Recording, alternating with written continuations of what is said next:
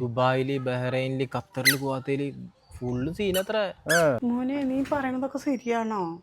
നിന്റെ കയ്യും കാലൊക്കെ വിറക്കണം. എൻ്റെ മോൻ വിളിച്ചിട്ട് 2 ദിവസമായി. ടി വി തുറന്ന ചാനൽ കൊണ്ട് ഭയങ്കര ബുദ്ധിമുട്ട് ഇടങ്ങിടും. ഇവൻ അതിനിവിടെ കൂടുതൽ ഇടങ്ങിടും. മോൻ വിളിച്ചിട്ട് 2 ദിവസമായി. എന്താണാവോ വിളിക്കാത്ത? വല്ലാത്തൊരു വേദന. ഉമ്മച്ചി ഷമീർക്ക് വിളിച്ചിട്ടുണ്ടായിരുന്നാ? എന്നെ വിളിച്ചിട്ട് 2 ദിവസമായി ഉമ്മച്ചി. എനിക്ക് ആകെ പേടിയായിട്ട് അറിയില്ല മോളെ, എനിക്ക് വിളിച്ചിട്ട് 2 ദിവസമായി. എന്താണെന്ന് അറിയില്ല, ദിവസം വിളിക്കുകയല്ലേ. ഇതിൽ വിളിച്ചില്ലെങ്കിൽ നിനക്ക് വിളിച്ചിട്ട് 2 ദിവസമായ. എന്താണെന്ന് എനിക്ക് അറിയില്ല. ഞാൻ അങ്ങോട്ട് വിളിക്കുമ്പോൾ പൂന്നൊരു സൗണ്ട് വരുമല്ലാണ്ട് ഫോൺ പോകണമില്ല. എന്നിട്ടൊന്നും വിളിക്കണമില്ല. ഒന്ന് വോയിസെങ്കിലും ഒന്ന് വിട്ടാൽ മതി, ഒരു സമാധാനം. ഡെയിലി വിളിക്കാണ്ടാകുമ്പോൾ മനസ്സിനെന്തോ ഒരു ഇടം വരും. മോള് വിഷമിക്കണ്ട, എന്തായാലും വല്ല ജോലി തിരക്കൊക്കെ ആകും. എന്തായാലും രാത്രി വിളിക്കായിരിക്കും. മോളത് കണ്ടിട്ടൊന്നും വിഷമിക്കണ്ട, അവൻ വിളിക്കും. മോളെ ഉള്ള ചായ ചെമ്മക്ക് തലവേദന.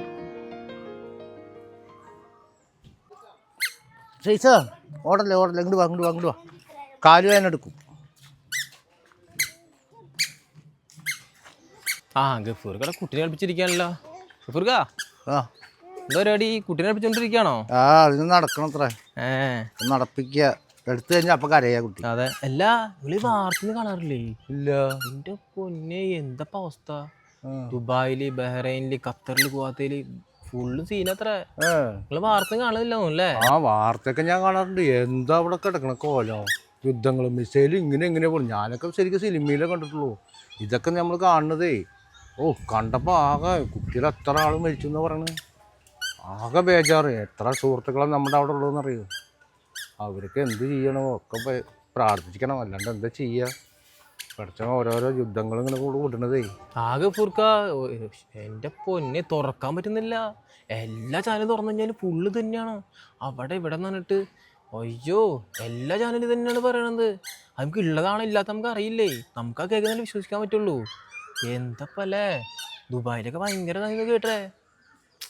എന്തപ്പ ചെയ്യാ? അതല്ല മോനെ, നമ്മുടെ സെബീനാത്തയുടെ 2 മക്കളും ഗൾഫിലാ. എനിക്ക് ആ കാര്യം ആലോചിച്ചിട്ടാണ് എന്താ ചെയ്യുന്ന പിടിയില്ല. അവരുടെ മേലെ കൂടെ ഇങ്ങനെ സൗണ്ട് കേൾക്കണമെന്ന് പറഞ്ഞത് പോണത്, മിസൈല് പോണത്. അതങ്ങനെ വീണ് കഴിഞ്ഞാലേ ആ അവസ്ഥ ഒന്നും ആലോചിച്ച് നോക്കാൻ പറ്റുന്നില്ല. അത്ര കഷ്ടമാണ്. ഇപ്പോൾ ആ സെബീനത്ത അറിഞ്ഞാണോ അതിരുന്ന് കരയുന്നുണ്ടാവും ചിലപ്പോൾ. സെബീൻതാടെ മക്കളില്ലേ? അല്ലെങ്കിലേ സെബീൻത കുറച്ച് അഹങ്കാരം കുറച്ച് കൂടുതലാണ്. 2 മക്കളും ഗൾഫിലായപ്പോഴേ ഭയങ്കര അഹങ്കാരാ. ഒരു കാര്യം ചെയ്യുന്നു, ബോംബൊന്ന് പൊട്ടി ഒന്ന് എക്സ്ട്രാ ഏഡ് ചെയ്ത് കൊടുത്തിട്ട് വരാം അല്ലേ? അത് കൊള്ളാം. ഇവനെ കൊണ്ട് തോറ്റു. ടി വി തുറന്ന ചാനൽ കൊണ്ട് ഭയങ്കര ബുദ്ധിമുട്ട് ഇടങ്ങിടും. ഇവൻ അതിനിവിടെ കൂടുതൽ ഇടങ്ങിടും. എങ്ങനെയാണോ ഇവനൊക്കെ?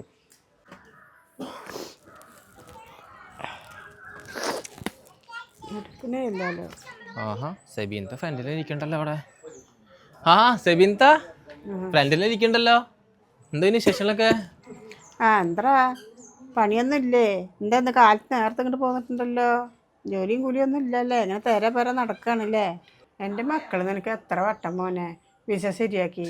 എന്തെല്ലാം വിസ ശരിയാക്കി, ഏതെല്ലാം കമ്പനിയിലേക്ക് വരാന്ന് പറയാം. അവരൊക്കെ സെറ്റാക്കി നിനക്ക് പറയുമ്പോൾ എന്തെങ്കിലും കാരണം പറഞ്ഞിട്ട് ഒഴിഞ്ഞു മാറുക. പോയിട്ടെങ്കിൽ നന്നായിക്കൂടെ മോനെ? നിനക്ക് ഇങ്ങനെ തേരാപ്പാര നടക്കണ? അയ്യോ ഇത്ത അപ്പൊ ഒന്നും അറിഞ്ഞില്ല. നിങ്ങളൊന്നും പോവാത്ത കഴിച്ചില്ലായിന്ന് പറയാ. ഒന്നും അറിഞ്ഞിട്ടില്ല. നിങ്ങള് വാർത്ത നോക്കൊന്നുമില്ല. അപ്പൊ ഇത് എന്തൊക്കെ നടക്കണത്? അതെ, നിങ്ങളെ മക്കളൊക്കെ ദുബായിലുള്ളത്. എന്തൊക്കെ പ്രശ്നം നടക്കണത്? അമേരിക്കയും മറ്റേ ഇസ്രായേലും കൂടിയിട്ട് ഇറാനെ ഫുള്ള് ആക്രമിക്കുന്നു.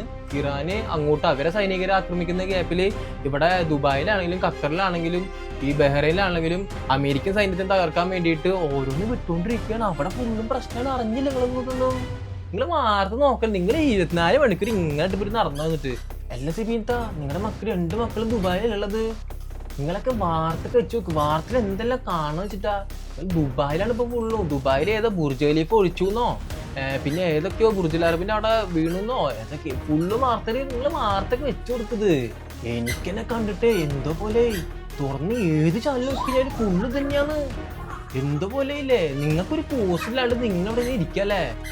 വല്ലാത്ത ജാതി തന്നെ നിങ്ങൾ കേട്ടാ.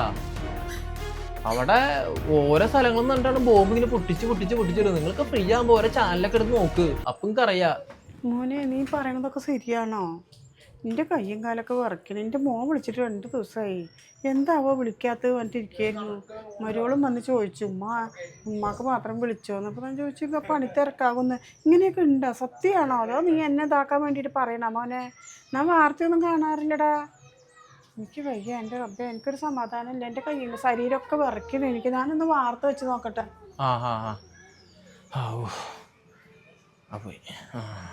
അപ്പോൾ അതും കഴിഞ്ഞു.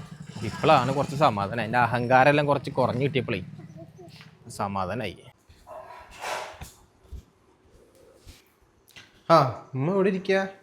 എനിക്ക് എന്തെങ്കിലും ചായ എന്തെങ്കിലും എടുത്തമ്മ, ഭയങ്കര വിശപ്പ്.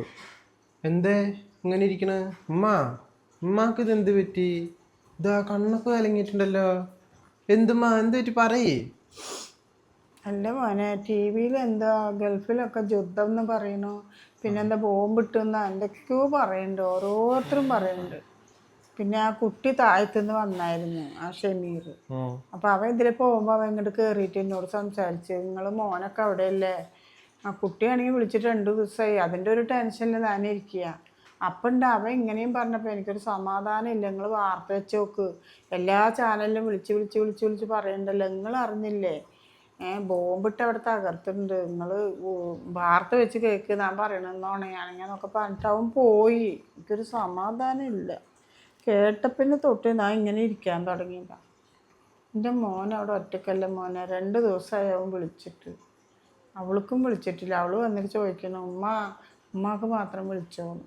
അപ്പം ഞാൻ അവൾക്കൊരു സമാധാനം കൊടുത്ത്, വിളിക്കും മോളെ, അവിടെ പണിത്തിരക്കൊക്കെ ആകും, ഈ ബേജാറാകണ്ടെന്ന് പറഞ്ഞിട്ട് അവളെ പറഞ്ഞു. ഉമ്മ ഇതാണ് ഉമ്മാന്റെ പ്രശ്നം.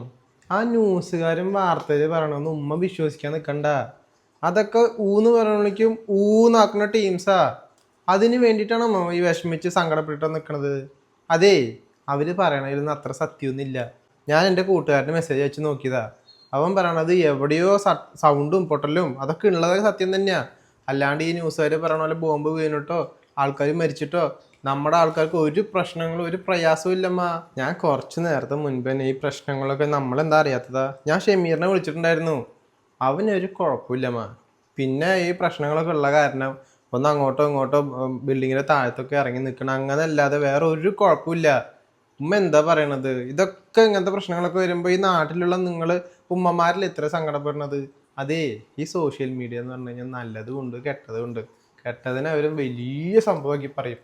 ഇത്രയും സംഭവമാക്കി പറയാൻ മാത്രം അവിടെ ഒന്നും സംഭവിച്ചിട്ടില്ല. അതാ ഞാൻ പറഞ്ഞത്, ഉമ്മ കേട്ടതും കണ്ടതും എല്ലാം സത്യം. ഷമീർ വിളിക്കും, അവൻ പറഞ്ഞിട്ടുണ്ട് കുറച്ച് കഴിഞ്ഞാൽ വിളിക്കാന്ന്. അപ്പം വിളിച്ച് കാര്യം പറയുമ്പോൾ ഉമ്മാക്ക് മനസ്സിലാവും എന്തൊക്കെയാണ് സത്യം എന്ന്. പറഞ്ഞതൊന്നും വിശ്വസിക്കണ്ടട്ടാ ഉമ്മ. ഈ TV-ൽ കാണുന്ന ഈ ന്യൂസൊക്കെ ചാനലൊക്കെ ഉണ്ടല്ലോ, 100-ൽ 75% നുണയാ. ബാക്കി 25% മാത്രമേ വിശ്വസിക്കാൻ പറ്റുള്ളൂ. ഉമ്മ അത് മറിച്ചിട്ട് 75% സത്യം എന്ന് പറഞ്ഞിട്ട് വിശ്വസിച്ചാലേ നമ്മളാണ് ടെൻഷൻ അടിച്ച് നമുക്കാണ് വയ്യാണ്ടാവുക. എത്ര പ്രവാസികളുടെ മക്കളുണ്ട് ദുബായിൽ. അവർ ഉമ്മമാരൊക്കെ ഇതേപോലെ വിഷമിക്കാൻ നിന്ന് കഴിഞ്ഞാൽ അതിനെല്ലാം സങ്കടം പെടാനല്ലേ സമയം ഉണ്ടാവുള്ളൂ.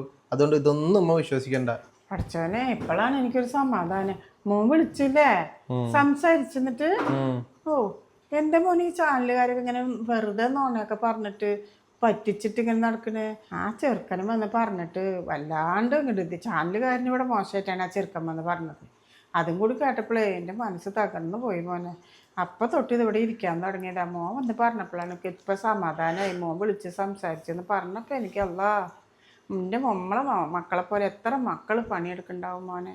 നമ്മുടെ മോനെ മാത്രമല്ല, ഉമ്മാനെ പോലെ എന്തോരം ഉമ്മമാർ കടന്ന് വിഷമിക്കുന്നുണ്ടാവും. എന്താ ഈ ചാനലുകാരൊക്കെ ഇങ്ങനെ ഉണ്ടായിപ്പിട്ടിട്ട് മനുഷ്യൻ ഇത്തിരി ഉണ്ടെങ്കിൽ അത്രയാക്കിയിട്ട് സംസാരില്ല. വൈകുന്നേരം വിളിക്കാന്ന് പറഞ്ഞല്ലോ മോ, ഞാൻ അവനോട് വിളിച്ച് സംസാരിച്ചാൽ തന്നെ ഒരു സമാധാനം. മോനെന്താ ചോദിച്ച? ചായ മോനക്ക് വച്ചേരെ പറഞ്ഞു. കേട്ടപ്പോൾ ഉള്ളൊരു സമാധാനം കേടണം മോനെ.